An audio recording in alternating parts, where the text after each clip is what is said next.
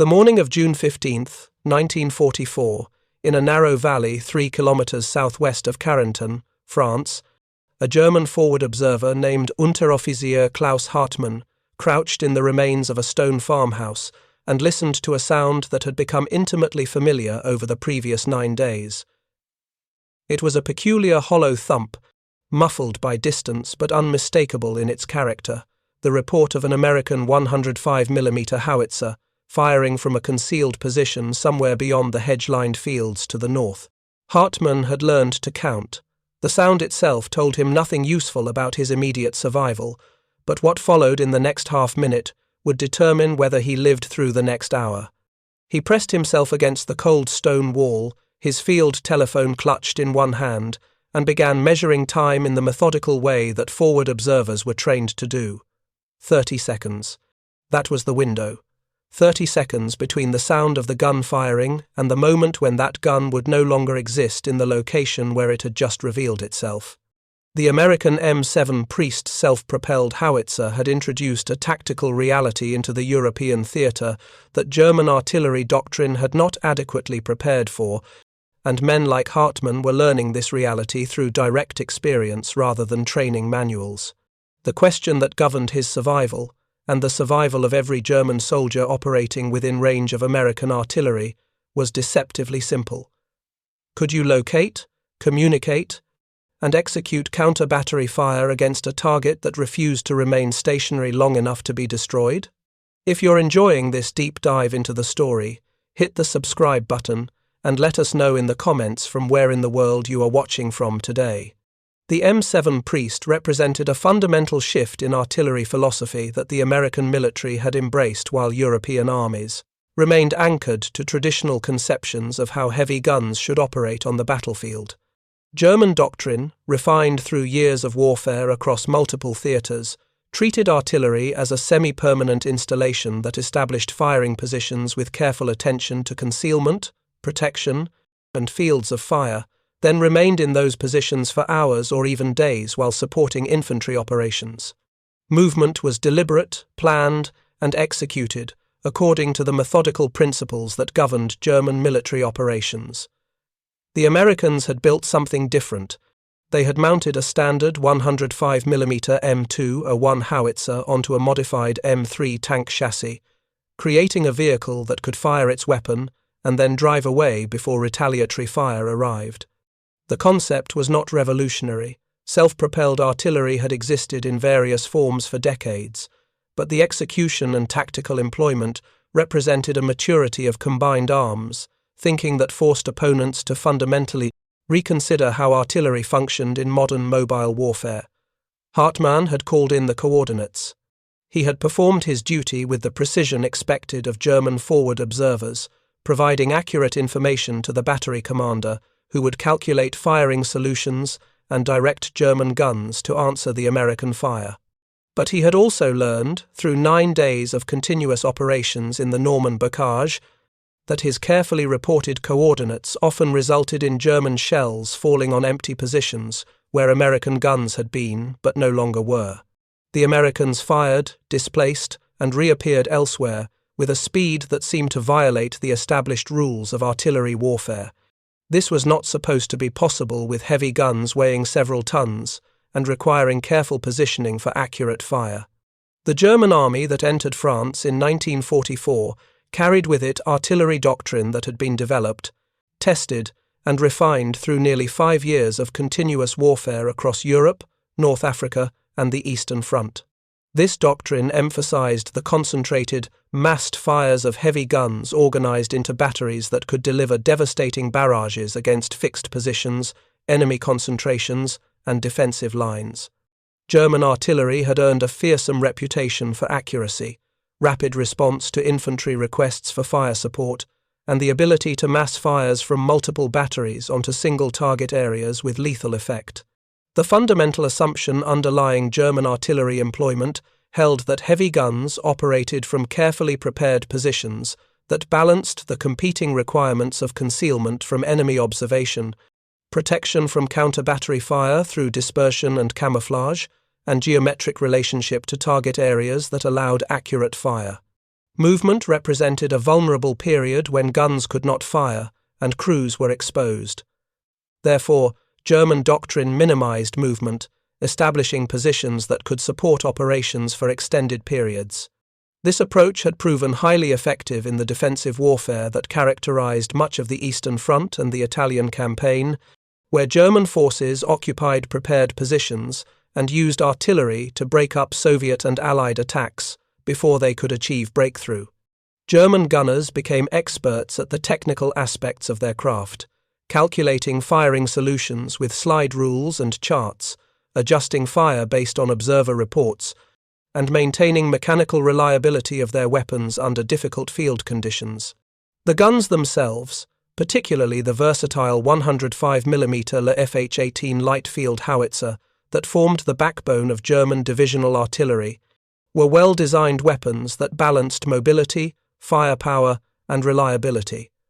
But the 105mm Ley FH-18, like virtually all German artillery pieces, was a towed weapon that required horse teams or motor transport to move between positions.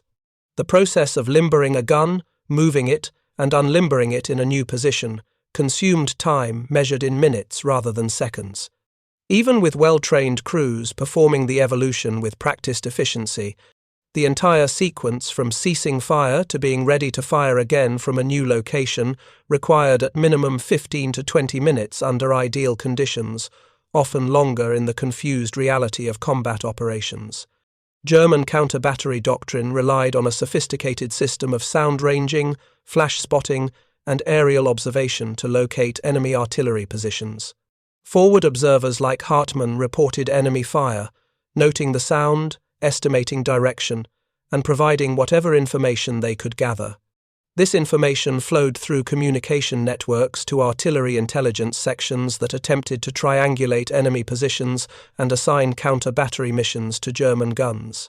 The system worked well against enemies who operated according to similar principles, establishing positions, firing from those positions for extended periods, and remaining predictable enough to be located and engaged. The Americans were not cooperating with these assumptions. American artillery doctrine in 1944 reflected a different philosophical approach to the employment of heavy guns, one that emphasized mobility, flexibility, and survivability, rather than massed fires from static positions.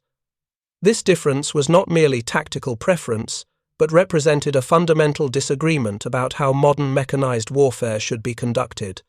The American military had embraced motorization more completely than any other army, building an entire logistical and operational system around the assumption that vehicles, fuel, and spare parts would be available in quantities that European armies could not match.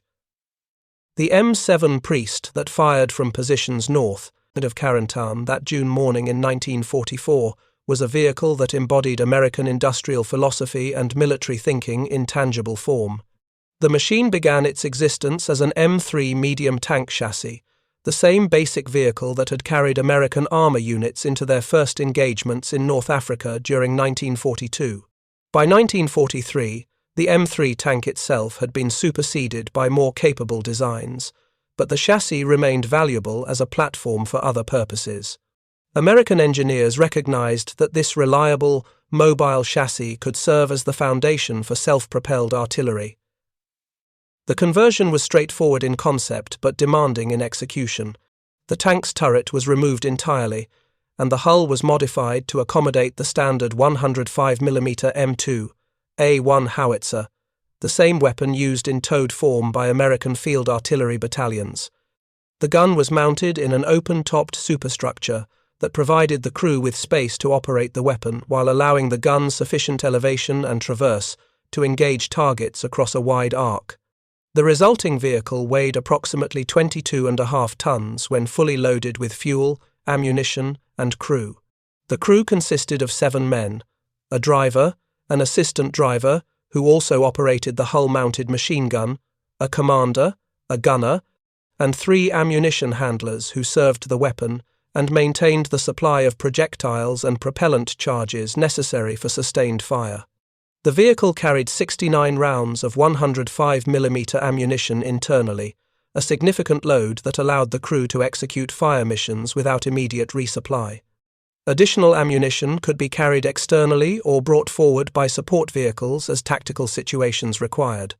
The power plant was a Continental R975 radial engine, producing 340 horsepower, the same reliable engine that powered numerous American armored vehicles throughout the war. This engine gave the M7 a maximum road speed of approximately 26 miles per hour on good surfaces, though actual tactical movement speeds varied considerably depending on terrain, weather, and tactical situation. The critical capability was not maximum speed, but rather the ability to move at all under the vehicle's own power immediately after firing.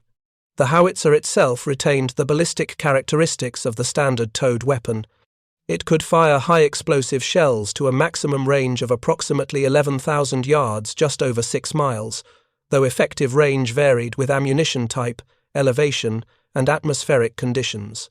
The gun could be elevated from -5 degrees to +35 degrees, providing the high-angle fire characteristic of howitzers while retaining the ability to engage targets at relatively flat trajectories when necessary. Rate of fire depended entirely on crew proficiency and ammunition supply, but well-trained crews could maintain 3 to 4 rounds per minute for sustained periods. What distinguished the M7 in tactical employment was not any revolutionary characteristic of the gun itself, but rather the integration of the weapon with a mobile platform that could execute what American artillerymen called shoot and scoot tactics. The vehicle could halt, the crew could lay the gun on target using standard fire direction procedures, fire the required number of rounds, and then drive away to a new position before enemy counter-battery fire could be accurately directed against the firing position. The entire sequence, from arriving at a firing position to departing after completing the fire mission, could be executed in less than 3 minutes by experienced crews operating under tactical conditions. The German artillery units operating in Normandy during June of 1944 faced tactical mathematics that had become increasingly unfavorable with each passing day since the invasion began. The equation was brutally simple: locate the enemy gun, calculate firing solution, communicate orders, execute fire mission, and hope the target remained stationary long enough for shells to arrive. Against traditional towed artillery, this sequence worked. Against the M7 Priest, it failed with consistent and demoralizing regularity.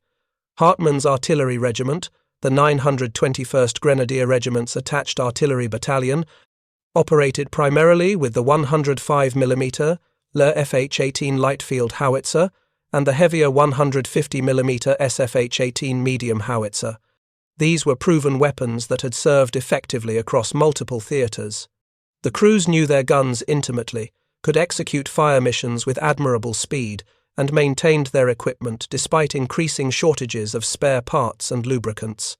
What they could not do was move those guns quickly enough to matter in counter-battery duels against self-propelled artillery. The Le FH-18 weighed approximately 4,200 pounds in travelling and configuration when limbered to its 2-wheeled carriage.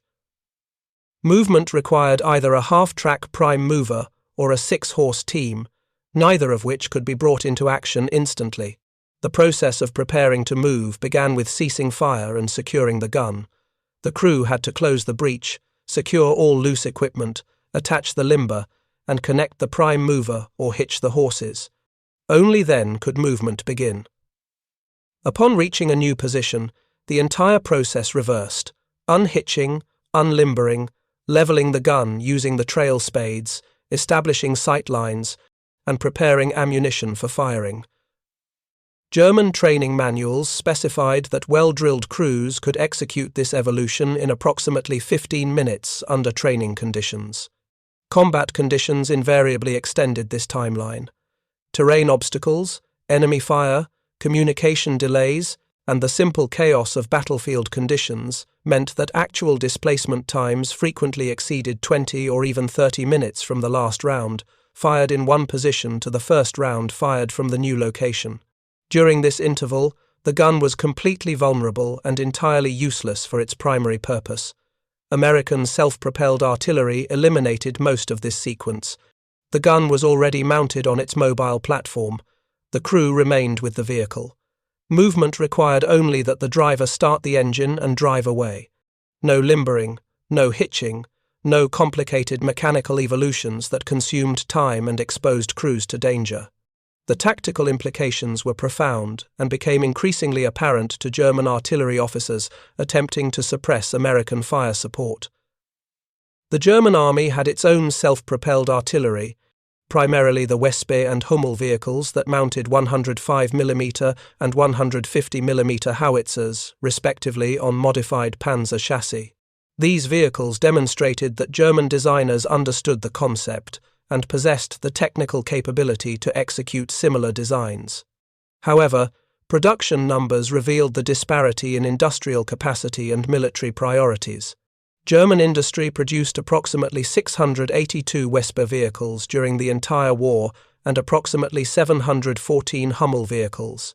American factories produced over 4,000 M7 Priests between April of 1942 and February of 1945, with production peaking at several hundred vehicles monthly during 1943. The numerical disparity meant that American field artillery battalions could be equipped entirely with self-propelled guns, while German artillery remained predominantly towed. In Normandy, American armored divisions typically included 3 battalions of self-propelled 105mm howitzers, 54 guns total, while infantry divisions included a mix of towed and self-propelled artillery, depending on unit organization and equipment availability. German divisions facing them operated primarily with towed guns that required horse teams increasingly substituted for motor transport as fuel shortages worsened. Forward observers like Hartmann understood these realities through direct observation rather than staff briefings. They watched American artillery positions appear, deliver fire missions, and vanish before German counter-battery fire could arrive. They called in accurate coordinates based on sound, flash, and smoke observation, only to learn that German shells had struck empty fields. The pattern repeated with demoralizing consistency throughout the Normandy campaign and beyond into the subsequent fighting across France and into Germany itself. The 30-second window that governed survival was not officially codified in any tactical manual Hartmann had studied, but it emerged from accumulated experience.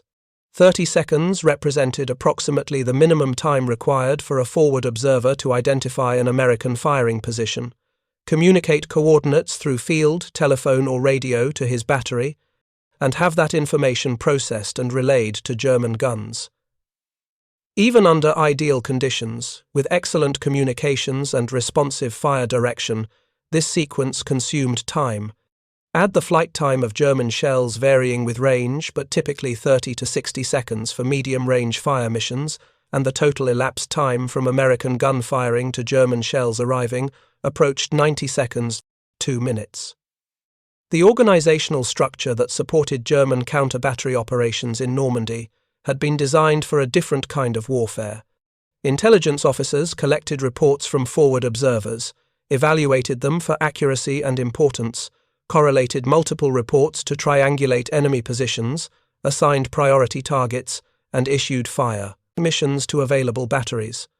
This methodical approach worked well when enemy artillery remained predictable and stationary. It failed completely when the enemy refused to cooperate with these assumptions. Oberst Heinrich Müller commanded the artillery regiment supporting the 275th Infantry Division during the fighting south of Carentan in mid-June of 1944. His after-action reports, preserved in German military archives, detail the frustration of attempting to execute counter-battery fire against an enemy whose mobility exceeded the response time of German fire direction procedures. Müller noted that his forward observers consistently provided accurate initial reports of American artillery positions, but that by the time German guns could engage these positions, observation posts reported the American guns had displaced. The communication infrastructure itself contributed to the problem. German artillery relied heavily on field telephone lines for communication between forward observers, fire direction centers, and gun batteries. These wire lines were vulnerable to shell fire, required constant maintenance, and introduced delays as messages were relayed through multiple stations. Radio communications existed but remained less common in German artillery units than in their American counterparts, partly due to equipment shortages and partly due to doctrinal preference for more secure wire communications. American artillery battalions operated with different organizational principles that emphasized decentralized control and rapid response. Fire direction centers were positioned close to gun batteries, reducing communication delays. Forward observers had direct radio communication with fire direction officers, who could authorize fire missions without routing requests through multiple command echelons.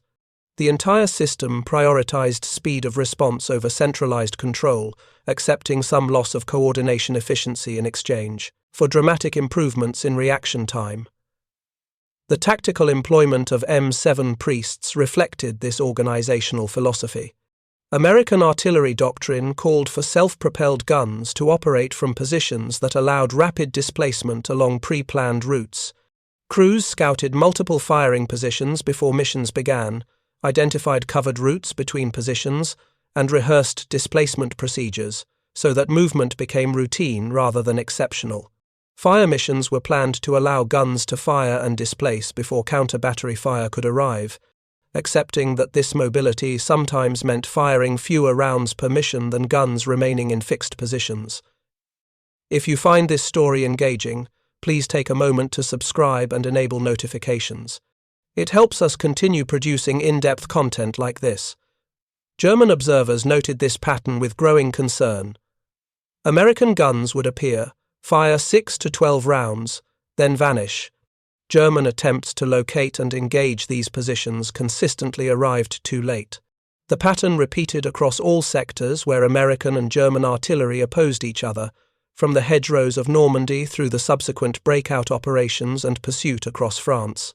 German artillery officers understood they faced not merely superior equipment, but a comprehensive system that integrated mobility, communications, fire direction procedures, and tactical employment into an approach that German forces could not effectively counter. The psychological impact on German artillery crews extended beyond simple frustration with tactical ineffectiveness. These were professional soldiers who took pride in their technical competence and their ability to support infantry operations effectively.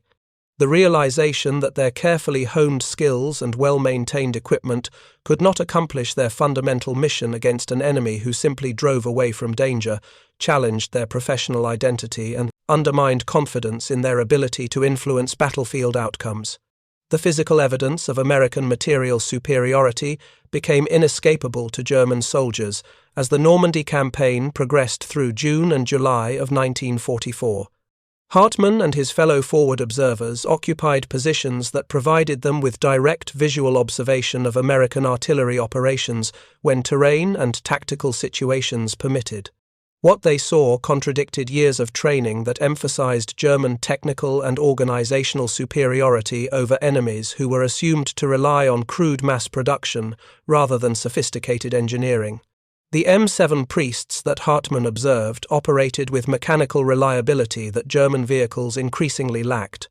The vehicles moved repeatedly throughout each day, displaced between firing positions, maneuvered through difficult terrain, and maintained operational readiness without the mechanical failures that plagued German vehicles suffering from inadequate maintenance, substitute materials in critical components, and shortage of replacement parts.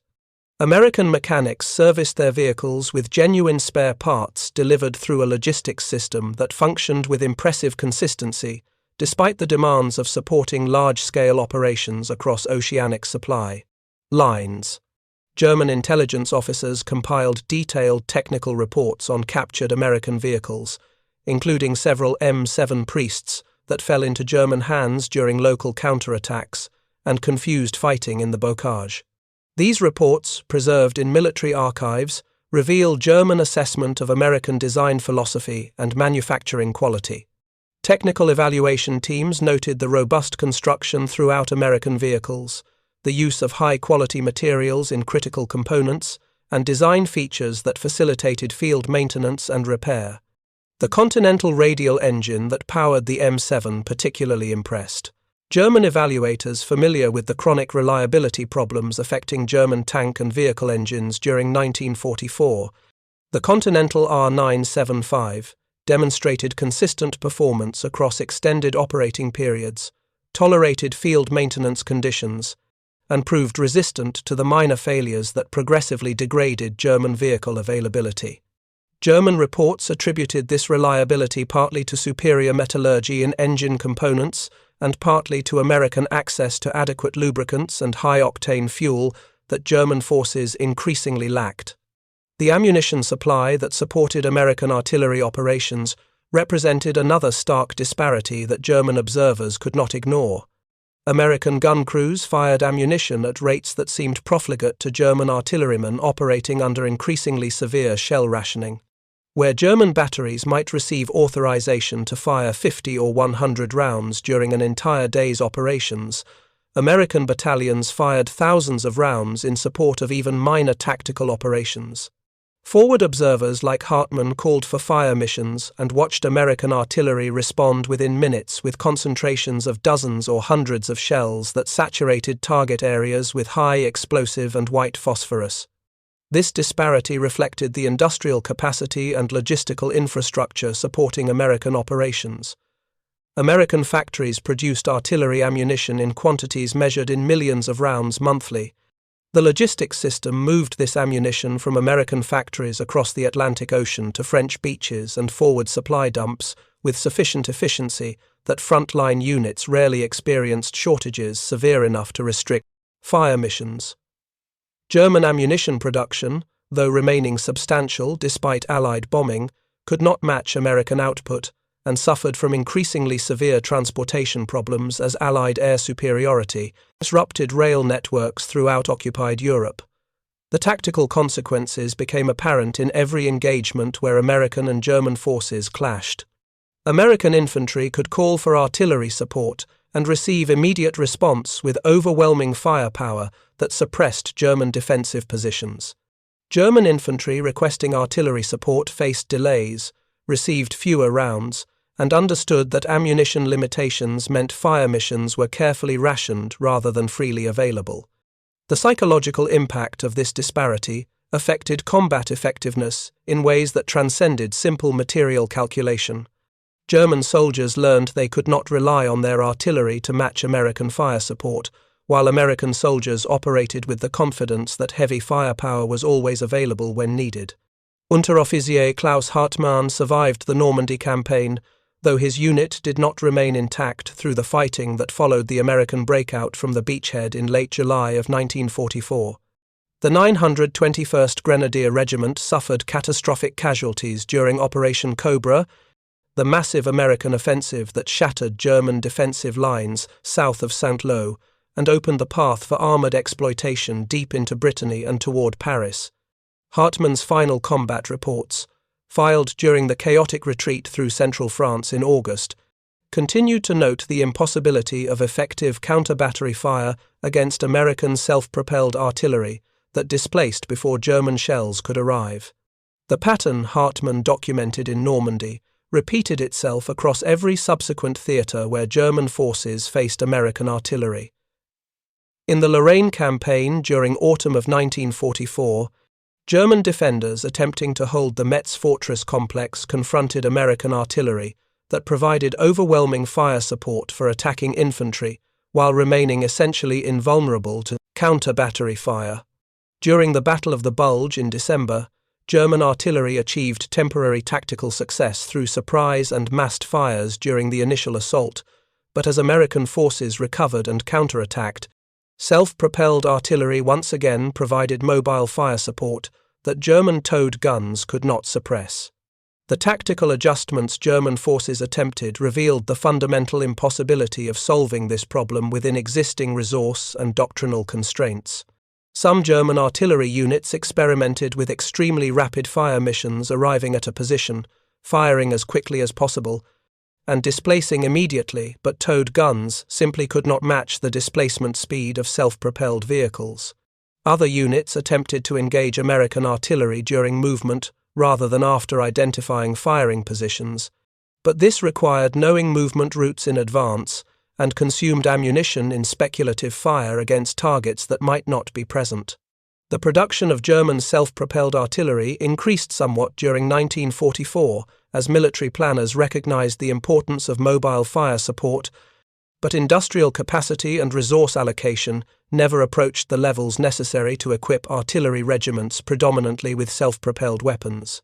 The WWII and Hummel vehicles that did reach frontline units performed well when available, providing German forces with capabilities similar to American self-propelled artillery, but numerical scarcity meant these vehicles remained exceptions rather than standard equipment.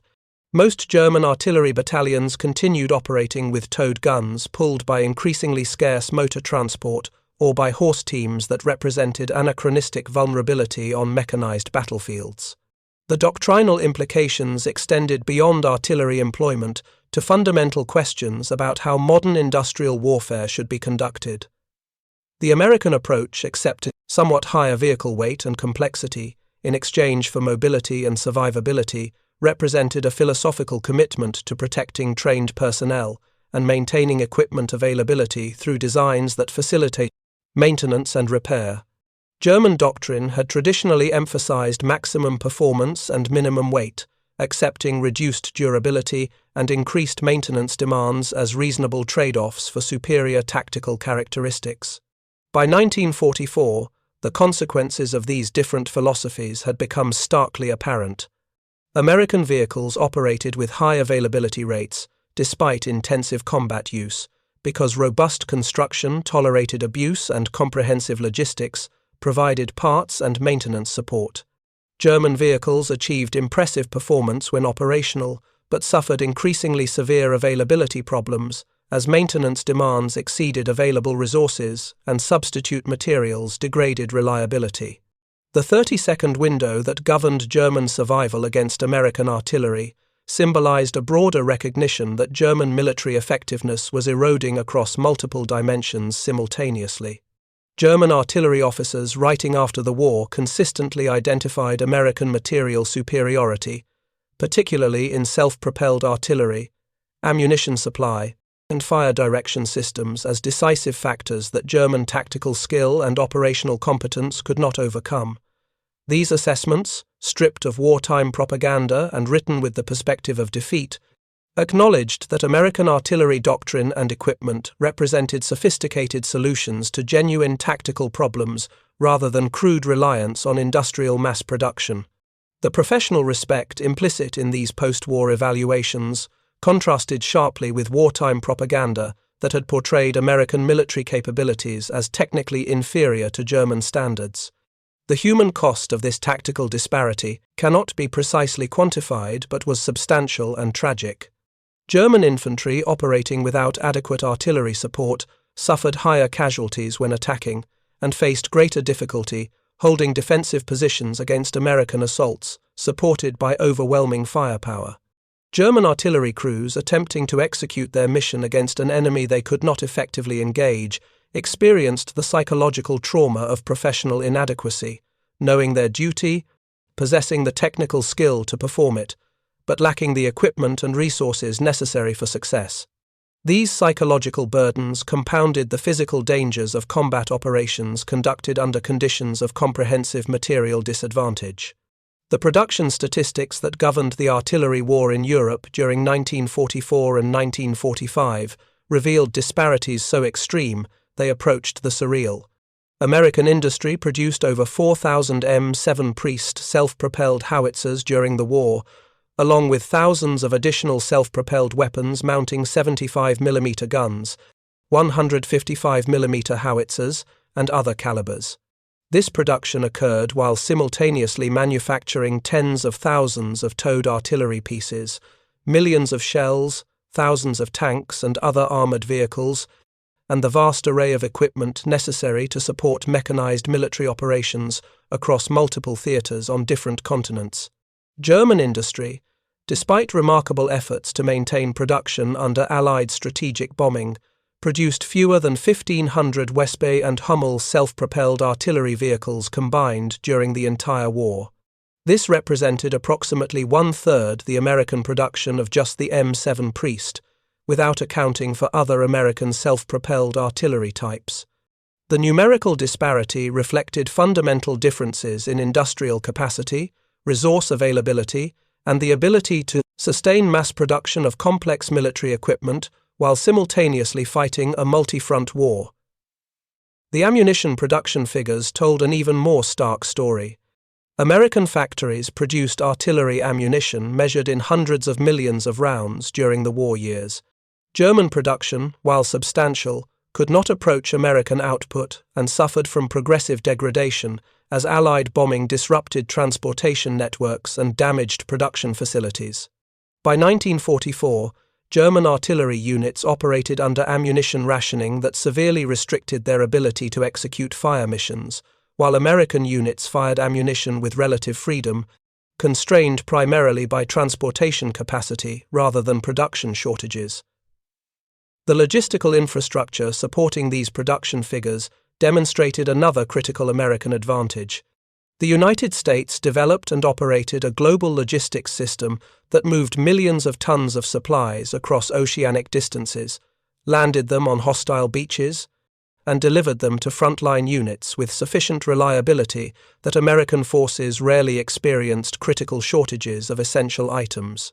This logistics capability represented decades of institutional development, massive infrastructure investment, and sophisticated organizational management that German forces could not match even under optimal conditions. German logistics, effective within European distances and when operating from established rail infrastructure, deteriorated rapidly as Allied air power destroyed transportation networks and advancing fronts moved beyond areas served by functioning railways. Horse-drawn transport, which had always supplemented motor transport in German logistics, became increasingly dominant as fuel shortages worsened and vehicles broke down faster than they could be repaired. The spectacle of German artillery being pulled by horses while American guns drove under their own power symbolized the technological disparity that characterized the conflict's final phase. The 30-second window that German soldiers had learned to count represented more than a tactical problem with self-propelled artillery. It symbolized the comprehensive material disadvantage German forces faced across every dimension of modern industrialized warfare. Superior individual training, tactical proficiency, and operational skill could achieve local successes and inflict disproportionate casualties under favorable conditions, but could not overcome the systemic advantages American forces derived from industrial capacity, resource abundance, technological sophistication, and organizational efficiency. German military professionals recognized these realities with increasing clarity as the war progressed toward its inevitable conclusion. The recognition did not translate into effective solutions because the problems were systemic and strategic rather than tactical and operational. Germany could not manufacture industrial capacity it did not possess, could not access resources beyond its control, and could not develop in months organizational capabilities that required years to build.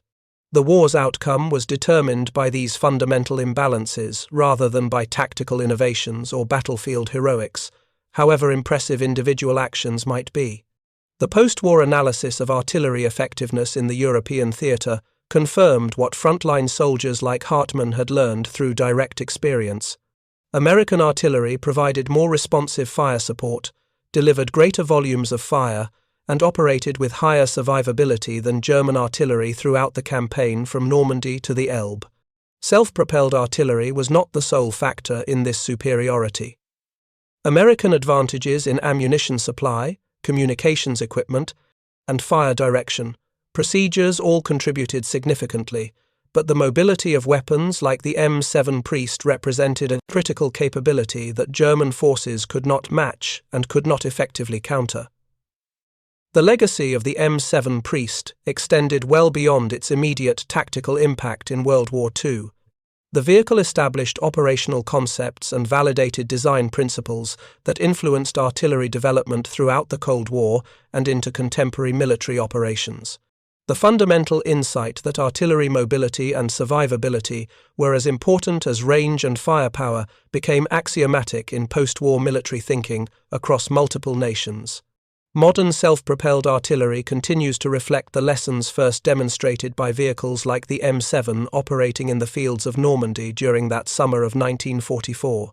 The Soviet Union, observing American artillery operations during the war and capturing numerous examples of American equipment, developed extensive families of self-propelled artillery that equipped mechanized forces throughout the Cold War period. Soviet designs like the 2S-1 and 2S-3 self-propelled howitzers embodied the same operational concepts the M7 had pioneered, mounting powerful guns on tracked chassis that could fire and displace rapidly to avoid counter-battery fire. The proliferation of self-propelled artillery across global militaries represented recognition that the tactical problems Hartmann had confronted in Normandy were inherent to modern warfare rather than specific to the circumstances of 1944. The United States military continued developing and refining self-propelled artillery through successive generations of vehicles that progressively improved on the M7's capabilities.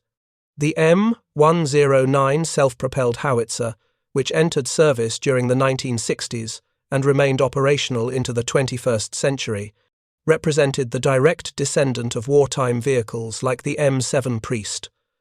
Modern American artillery systems like the M109A7 Paladin incorporate advanced fire control computers, automated gun-laying systems, and sophisticated communications that would have seemed fantastical to the crews operating M7s in France, but the fundamental operational concept remains unchanged: fire accurately, displace rapidly, survive to fire again.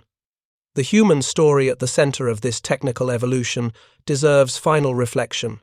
Klaus Hartmann, crouching in that ruined farmhouse south of Carentan, counting seconds and hoping his coordinates would matter this time, represented countless soldiers who confronted the material realities of industrial warfare with courage and professionalism, despite understanding the mathematical improbability of survival. The 30 seconds he learned to count were not merely a tactical consideration, but a measure of how thoroughly the material foundations of warfare had shifted beneath traditional military virtues of training, discipline, and tactical skill. The uncomfortable truth that emerged from the Norman hedgerows in June of 1944 was that modern warfare had become fundamentally industrial before it was tactical. The side that could produce more weapons, deliver more ammunition, maintain higher equipment availability, and replace losses faster would prevail regardless of individual soldier quality or tactical proficiency. This reality did not render courage or skill. Meaningless individual actions still mattered in immediate tactical situations, but it did mean that strategic outcomes were determined by industrial and logistical factors that individual soldiers could not influence through battlefield performance. Hartmann survived the war and returned to civilian life in Germany, where he worked as a civil engineer during the Reconstruction period. His wartime notebooks, donated to military archives in the 1970s, provide detailed records of artillery observations and tactical assessments that historians have used to reconstruct the daily realities of German forward observers operating against American forces. The precision of his observations and the professional competence evident in his reporting stand as testament to German military professionalism even under conditions of comprehensive material disadvantage. The M7 Priest that fired from that concealed position north of Carentan on June 15, 1944, has no individual identity in historical records. It was one of thousands of essentially identical vehicles performing identical missions across the breadth of the European theatre. Its crew members remain anonymous, their names unrecorded in sources available to historians researching these events 8 decades later. The vehicle itself likely survived the war and was eventually scrapped during post-war demilitarization, its steel recycled into peaceful purposes. Yet the tactical reality it represented: mobility as survival, displacement as defense, industrial capacity as strategic determinant, shaped military thinking for generations, and continues to influence how modern militaries organize, equip, and employ artillery forces in contemporary conflicts. The 30 seconds that German troops had after an M7 Priest fired represented more than a countdown to potential death. Those seconds measured the gap between doctrine and reality, between traditional military virtue and industrial warfare's mathematical certainties, between what soldiers were taught to expect and what material conditions actually permitted. Understanding this gap requires confronting the uncomfortable reality that wars are ultimately won not by courage or skill, though both matter immensely, but by industrial capacity, resource access, and organizational efficiency operating at scales beyond individual human comprehension.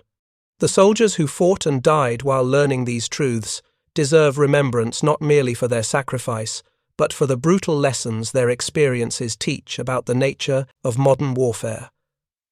Thank you for watching. For more detailed historical breakdowns, check out the other videos on your screen now, and don't forget to subscribe